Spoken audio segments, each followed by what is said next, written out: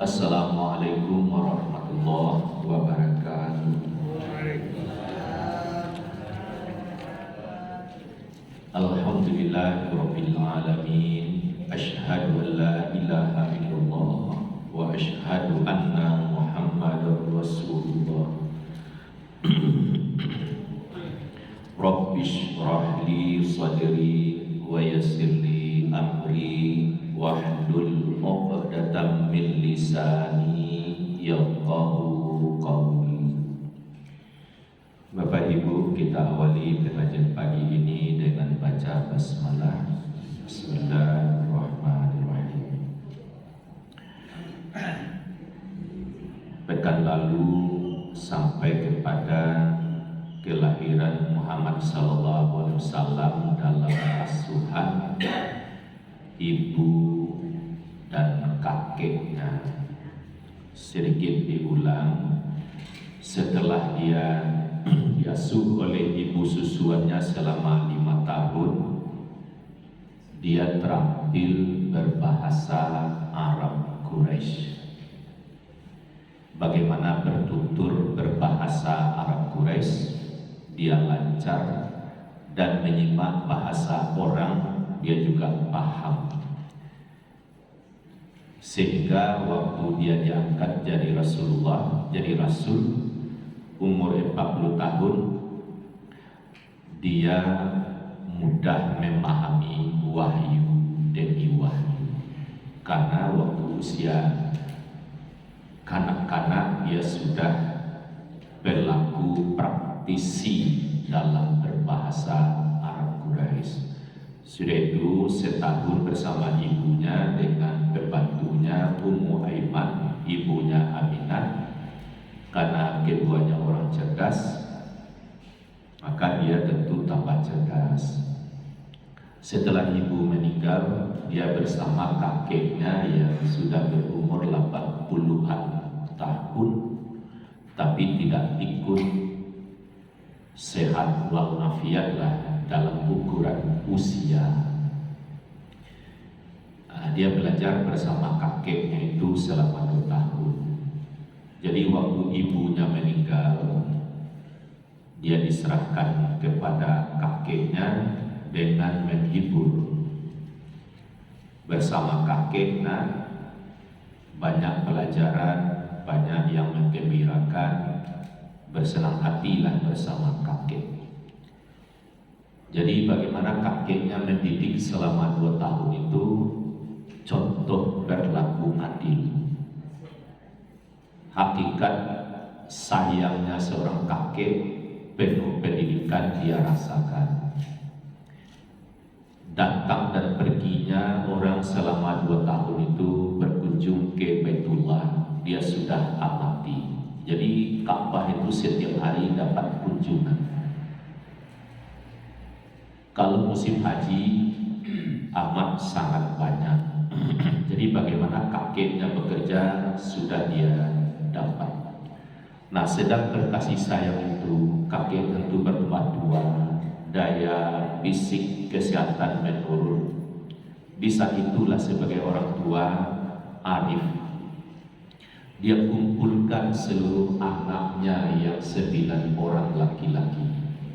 Mulai dari yang tertua Al-Haris, Abu Talib, Abu Lahab, Hamzah, ada 9.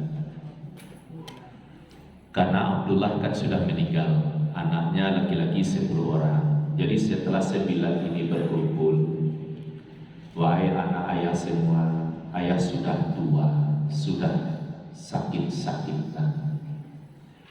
Mungkin umur ayah bisa dimaklumi tidak akan lama. Ayah titip Muhammad kepada Abu Talib. Lalu yang lain punya tugas masing-masing, tapi secara umum tetap menjaga, memperhatikan ini anak yatim, anak kalian, kan anak adiknya tuh. Jaga dia. Tapi kalau untuk sehari-hari di rumah siapa, diamanahkan ke rumah Abu Talib. Abu Talib bukan yang tertua Al-Haris, bukan pula yang kaya itu Ja'far. Jadi tidak kepada yang tertua, tidak pula kepada yang kaya. Abu Talib itu hidupnya sederhana. Lalu kenapa dipilih Abu Talib? Karena Abu Talib ini wibawa dan hormat orang kepadanya melebihi yang lain.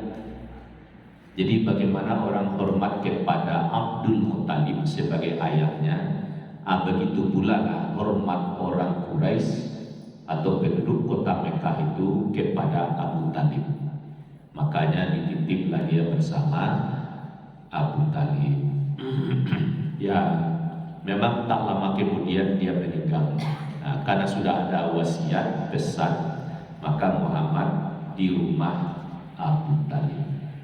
Betapa sedihnya hati seorang Muhammad masih segar dalam ingatan 2 tahun yang lalu. Ibunya meninggal di hadapannya waktu dalam perjalanan dari Madinah menuju Mekah.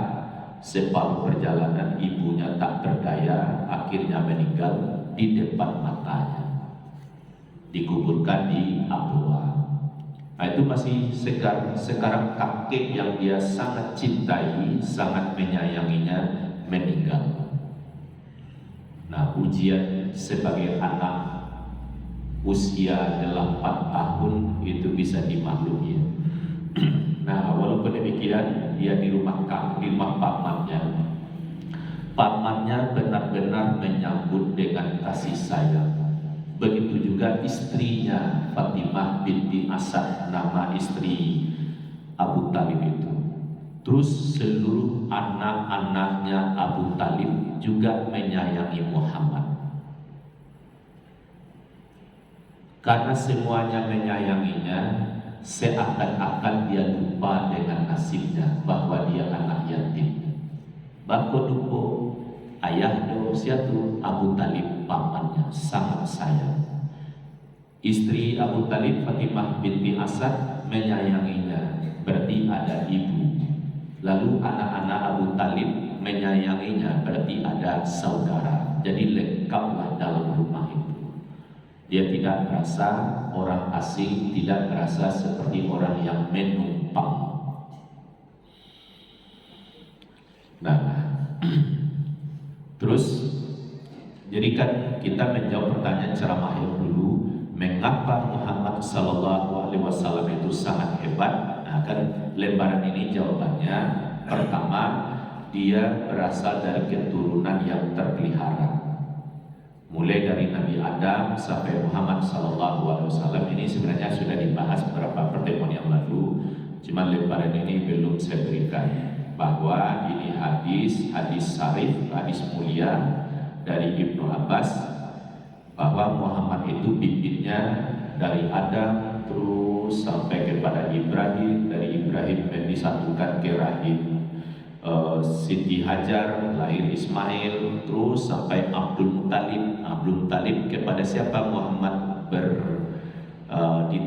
mengalir itu melalui sulbinya Abdullah ini dengan rahim yang suci Aminah.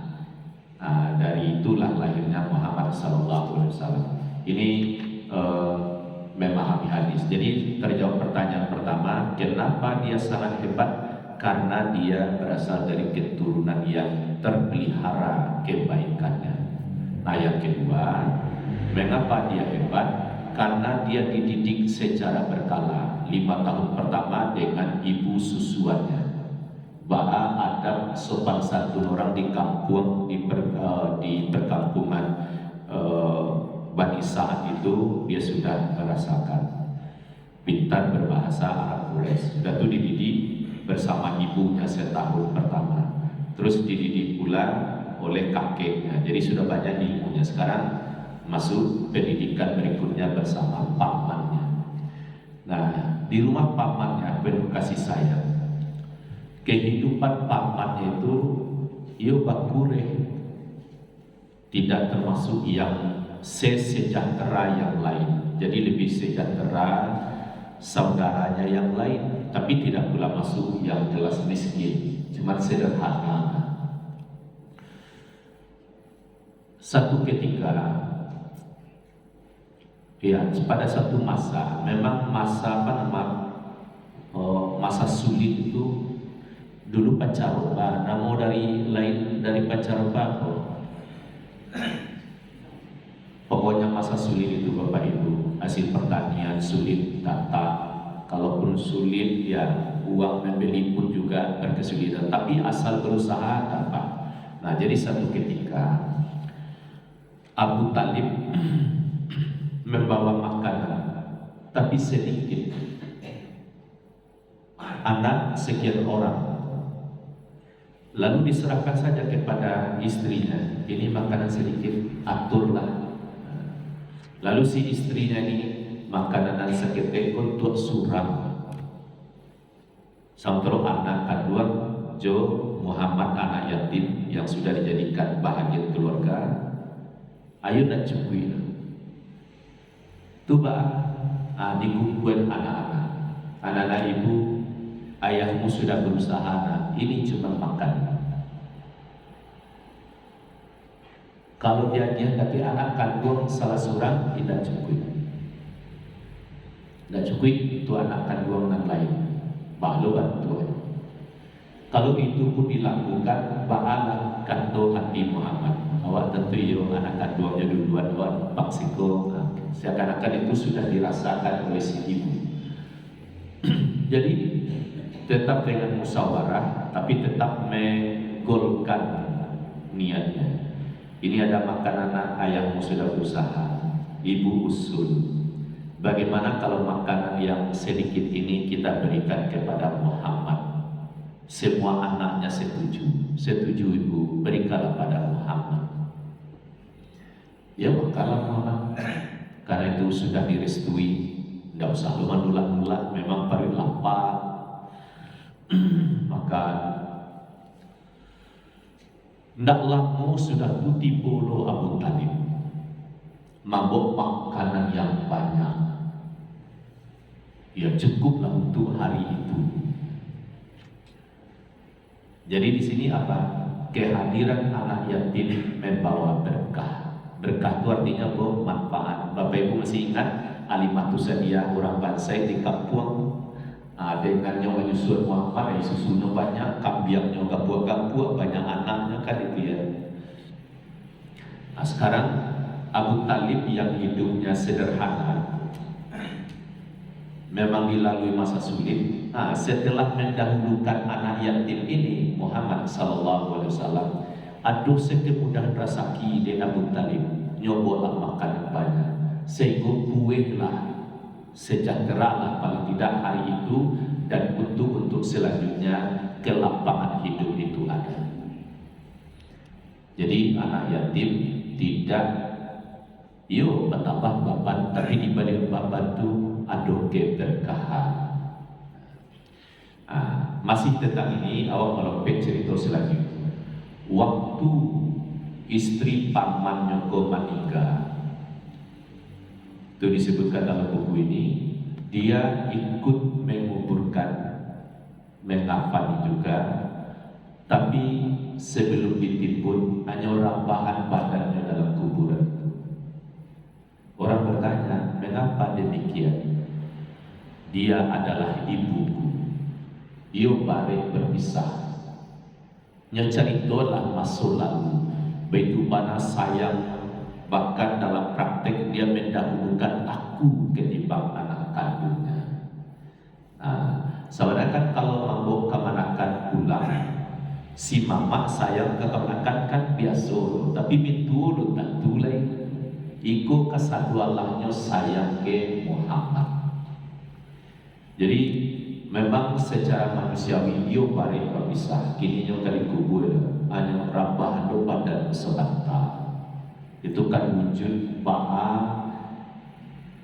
memperagakan kepada umat. Kemudian seorang istri Abu Talib berhati tulus. Nah Abu Talib saja udah. Selanjutnya pelajaran apa lagi? Muhammad kecil kan 8 tahun kalau kadang tuh lah segel kemudian nyodak tinggal dia suka bekerja. Karajo sebab waktu sampai 5 tahunnya lah biasa bakarajo dengan ibu susuannya, walaupun ikut-ikutan bahkan memelihara kambing. Jadi itu pula kerjanya bersama pamannya. Kiranya pintar memelihara kambing itu, bahkan kambing itu semangat, bergairah, kalau sakit seperti apa. Jadi kambing itu betul-betul diperhatikan. Banyak orang menumpang untuk dipelihara kambing yang dititipkan Muhammad kecil. Kalau orang menitip itu adalah rasaki di balik itu. Jadi nyolah bekerja usia anak tuh. Jadi misalnya anak-anak baru lanjut suruh lo bekerja, ia melanggar hak azazi, melampaui batas, masuk kepada perlindungan anak, kan macam-macam itu. Dibiarlah anak-anak bekerja tentu sesuai dengan kemampuannya. Ia diajar anak bekerja bukan maco-maco. Kalau nyumui 7 tahun, anak bisa kerajuan. Kadang-kadang kan ayah dan ibu itu biasalah anak lalu biasa sebenarnya aduh dan bisa kerajuan. Jadi Muhammad SAW melalui sejarah ini waktu ketiknya lah kerajuan memelihara kambing. Cuman ia memelihara kambing itu biar apa dijago. Berbeda dalam praktek, ya paling tidak pengalaman di Padang. Misalnya menanam bunga atau sayur di halaman, itu lalu kambing hanya makan batu sebab kambing lamping saja. Mestinya orang yang memelihara kambing itu beraja dengan sejarah Muhammad SAW. Kalau di pelamping saja kambing memakan tanaman orang, kambing gak buat badannya, daging nyawa memakan itu keberkahannya jadi masalah. Nyugadang dari tanaman orang. Tentu kalau kambing memakan sayur atau bunga itu 60 kilo kecil dulu. Siap punya kambing tu. Itu ba'ala kali. Cuman sejarah menunjukkan Muhammad kalau nyaman jago kambing tu ia jago amanahnya dan yang paling sudah itu jadi terasa hidup. Berkumpul juga orang-orang miskin. Jadi suasana miskin, suasana bakarajo lanyo hayati waktu ketek. Aku nampak sampai waktu bangun lah 2 balik tahun. Tiba musim pedagang, musim padi. Pamannya bersiap-siap. Jadi pamannya yo balik berpisah dengan paman itu. Pamannya balik lo berpisah dengan kama paman. Paman mau berdagang ke negeri Sam, kejauhan. Dari air mukanya itu dia berat untuk ditinggalkan. Lelah saling arif, bisa ikut paman. Akhirnya paman itu bersumpah, demi Allah nak, paman ikutkan kamu pergi. Gak ada hati, depai bisa tuan. Dan terpikir panehange bro. Kalau lapai kalua itu kan semangat. Sama misalnya kalau lapai kalua itu umumnya orang semangat. Misalnya kalau pengajian apa tuh langgang. Tapi kalau misalnya dibuat pengajian wisata sampai jalan-jalan itu umumnya ramai. Jadi semangat. Salahkah? Tidak. Sebab awak itu memang disarankan berjalanlah di muka bumi. Banyak pengalaman. Sampai-sampai Allah memberi fasilitas jamak kasar untuk salat. Itu pada penghargaan kalau awak berjalan di muka bumi. Jadi pairau itu bagus, tentu dalam tujuan yang lurus. Mandanga lain di bawah itu senang hatinya, berseri-seri lah Muhammad kecil ini. Ibu hari berangkat Bapak Ibu, musim panen. Jalan, dulu kan orang pedagang itu rombongan, berkafilah. Kalau balimo barangbe nyosasau di orang di jalan, dirampok, dibunuh. Tapi orang Quraisy itu berdagang rombongan banyak. Inilah yang digambarkan dalam surat Quraisy. Li'ila fi Quraisy ila fihim rihlatash shita'i was-shayf. Kebiasaan orang-orang Quraisy melakukan perjalanan berdagang musim dingin ke belahan selatan Yaman Dan kebiasaannya pula berdagang pada musim panas ke utara negeri Syam. Tiba musim panas, oranglah rombongan banyak jalan, ikut serta di dalamnya Muhammad. Tapi Bapak Ibu, apa yang terjadi? Muhammad tidak merasa resah gelisah dengan panas itu. Ya, seakan di bawah pohon saja dia dalam perjalanan. Begitu pula rombongan ini agak berbeda dengan perjalanan-perjalanan sebelumnya pada musim panas. Nah, sudah jauh berjalan, sudah mendekati kota negeri Syam itu. Ada di sini seorang pendeta Buhira. Dia taat, alim, ilmunya dalam.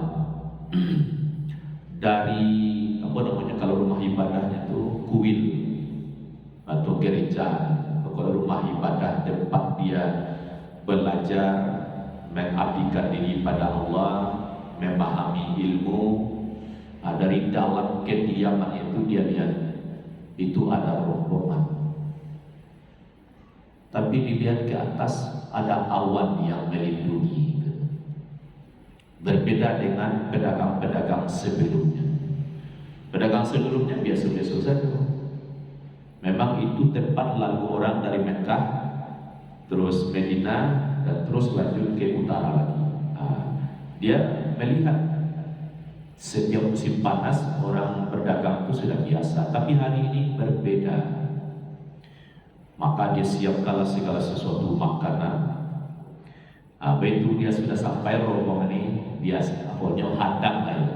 Wahai saudara-saudara dari Mekah, saya berniat menjamu kalian untuk menikmati makanan dan minuman yang sudah kami sediakan. Sananglah dimakanlah. Jadilah masuk seluruhnya. Tuh hati apa kok ada yang terganggu ya? Ada ya, alu buih ya. Dia masuk satu. Akhirnya ada petugas mana lapor. Carwahnya kok buya gitu ya. Ada yang belum masuk. Tuh anak kecil di bawah pohon. Dua di bawah pohon. Lalu dikatakan oleh pendeta ini, adakah di antara kalian yang belum masuk? Menjawab, ada. Siapa? Itu Muhammad. Mengapa tidak dibawa masuk? Kami merasa tidak pantas, ini pertemuan orang dewasa, dia masih kecil. Oh enggak, suruh dia masuk. Dijapui sama dia. Siapa dijapui? Pamannya namanya Tua Al-Haris. Ya Muhammad, masuk nak. Kamu diperkenankan masuk. Yalah, masuk aja. Sudah itu dibawa Muhammad lo ke tempat ya pendeta ini. Tanyalah, ya tanya usia kamu bagaimana, kebiasaan, kok malam kok siang terus anak terasu. Yang dijawab oleh Muhammad itulah yang dipahami dalam kitab. Ya, dulu itu kan orang alim memahami kitab Injil, kitab Taurat. Jadi dalam kitab yang dia pahami, inilah tanda-tanda Nabi yang disebutkan di dalam kitabnya, Nabi akhir zaman. Salah satunya awan melindungi. Ada juga disebut ada stempel di punggung, tapi saya belum banyak baca tentang itu, tapi dengar sudah. Tapi seperti apa, yang jelas jalan cerita ini harus tampak. Sudah itu, pertanyaan terbuka lagi kepada pamannya Abu Talib. Jadi sebagai ketua rombongan dalam berdagang itu Abu Talib secara hormat. Jadi tak selalu yang paling tua, jadi Abu Talib. Ditanya Abu Talib oleh pendeta ini, ya Abu Talib, Anda siapa dari anak ini? Saya papanya. Apakah ayahnya masih ada? Ada. Itu siapa ayahnya? Yang paling tidak dia akan sebagai ayah. Yang dimaksudkan ayah kandung. Ada. Tidak ada bohong. Ayahnya tidak mungkin masih ada. Lalu dijawab oleh Abu Talib, benar. Memang ayahnya sudah meninggal. Anu sabik nak meninggal itu bilo. Betapa tarang jawaban itu. Terus disebut apa hubungannya, ini anak dari adik saya dan seterusnya. Dia jelaskan. Lalu dari jawaban itu, wahai Abu Talib, segeralah bawa kemenakanmu ini, kan kemenakan namanya itu atau anak adik, segeralah kamu bawa pulang. Nanti kalau diketahui oleh orang Yahudi, dia akan berbuat jahat. Karena dalam kitabnya Taurat, bagaimana ciri-ciri Nabi yang akan datang, dalam kitab Injil yang dia paham itu sudah diinformasikan. Jadi tanda-tanda itu ada pada dirinya. Jadi bukalah rasio de pendeta. Kalau orang Yahudi tahu, apalagi itu dari Mekah, tidak dari kotanya Palestina, itu akan berbahaya. Jadi segeralah pulang. Jadi kan itu kan sudah di kota perdagangan. Nah, dia bereskan segala sesuatu urusan dagangnya, iyo segera pulang. Jadi Abu Talib sejak itu bertambah keyakinannya, banyak sekali keistimewaan pada Muhammad. Akhirnya orang ahli bana, orang yang berilmu tinggi bana mengatakan bahwa anak ini adalah orang yang sempurna, orang yang hebat. Sudah ada isyarat di situ, sebenarnya dia tangkap, dia kelak menjadi nabi. Nanti itu akan terungkap waktu pernikahan Muhammad dengan Khadijah dari mulut Abu Talib. Jadi sejak itu dia tahu bahwa ini Muhammad bukan sembarang orang. Sebenarnya dia sudah merasakan sejak kehadiran Muhammad, dia merasa tentram walaupun kerajo bertambah, tapi hatinya itu bahagia. Istrinya juga bahagia, anak-anaknya juga bahagia, jadi tidak menambah beban. Akhirnya diperkuat oleh seorang pendeta yang sangat alim bahwa dia adalah orang hebat. Nah, begitu dia pulang, sejak itu Abu Talib tidak lagi pergi berdagang. Biarlah ampun ado selah ba'a bakure saling bakarajo gabe resaki. Memang untuk mencari nafkah yang ideal, yo bayi berdagang, dapat keuntungan. Tapi nyo lebih mengutamakan menyelamatkan Muhammad atas nasihat pendeta itu. Nah, Bapak Ibu, jadi selama 16 tahun itu banyak materi pelajaran yang dia dapat. Satu lagi saya ingin kemukakan, setiap tahun ada pertunjukan seni budaya, penampilan-penampilan karya, kerajinan-kerajinan di pasar Ukas. Misalnya kalau di Padang PRP, Padang misalnya ada ulang tahun, itu kan ada keramaian. Nah, jadi segala sesuatu ditampilkan, termasuk penampilan seni budaya. Jadi ada namanya lomba pidato atau bersair kata-kata mutiara. Mungkin Bapak tun terserah ya. Kalau awak di Minang bisa saja untuk lomba pepatah petitik. Jadi Muhammad diikutkan oleh pamannya untuk menghadiri acara itu. Nyodangalah pidato demi pidato. Iyo menarik. Namun saja lomba berbahasa. Batu menarik dia. Iyo waktu ketik saja lah paham bagaimana berbahasa yang benar. Akhirnya disampaikan di forum terbuka. Nyosima pidato demi pidato menarik. Bertambahlah wawasan dari yang sudah ada. Tapi dari sekian pidato itu yang paling menarik itu pidato Yahudi. Jadi Yahudi itu memang utaknya ciriak. Bah hebat dalam pidato itu isinya. Kami dari kelompok Yahudi telah mengetahui akan datang seorang nabi. Dia sangat baik. Kami mencintainya. Kami bantu dia memerangi orang-orang kafir yang menyembah berhala. Itu isi pidato. Agak berbeda, memang berbeda dengan pidato-pidato yang lain. Pidato yang lain itu kan mungkin memuji bangsanya atau apalah, yo bagus-bagus, tapi ikut lain itu menggigil lah. Lahir nanti seorang nabi, dia bantu dan dia perangi orang-orang. Artinya Yahudi itu siap memerangi orang-orang kafir. Siapa orang kafir? Yang menyembah berhala. Pada orang di Makkah itu menyembah berhala saban hari. Inyo dan dosa todo. Jadi menarik. Pidato itu menarik. Nah, benarkah Yahudi ini kemudian hari membela Nabi? Setelah lahir setelah Muhammad kan diangkat jadi Rasul umur 40 tahun, beritanya sudah sampai di Madinah, sampai Nabi di Madinah, orang Yahudi banyak di Madinah. Benarkah dia membela Muhammad sallallahu alaihi wasallam? Kan tidak, malah dia akan jadi musuh utama.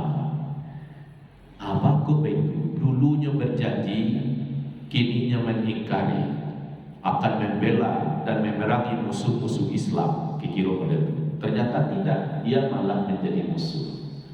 Itulah Yahudi, berbohong, berdusta. Cuma bisa ditangkap untuk mengakhiri ceramah ini. Aku hanya sayangi Muhammad. Nah, ibarat partai. Muhammad nanti jadi Rasul dari partai kecil. Sedangkan partai besar di situ. Mestinya Nabi akhir zaman itu dari partai besar. Kok partai bangsa-bangsa Bapak Ibu kan? Bakok disebut partai besar di kecil.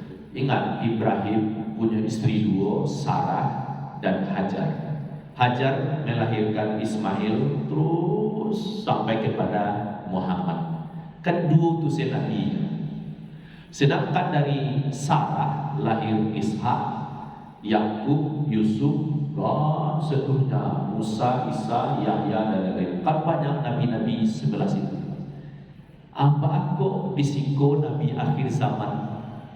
Tidak sebelah siko. Jadi tidak masuk partai. Jadi Yahudi itu karena dia tidak, yang dia akan jadi nabi akhir zaman itu tidak dari golongannya, salah satu itu membuat dia tidak puas. Tentu ada sebab-sebab lain. Cuma awakan lagi dari sisi jalan sejarahnya seperti itu. Nah, sekira Bapak Ibu sampai di sini dan dulu, doakan saya bisa membaca terus. Nanti kita ungkap sisi lain masih bersama pamannya. Nyot anak boleh tahun go nyot pamannya go. Tentu ini kita tidak bisa terburu-buru menyampaikannya. Yang penting Bapak Ibu bisa menghayati dan rasa cinta kita kepada Muhammad sallallahu alaihi wasallam beserta keluarga-keluarganya kita cintai. Demikian Bapak Ibu, kita akhiri. Billahi taufiq wal hidayah. Assalamualaikum warahmatullahi wabarakatuh.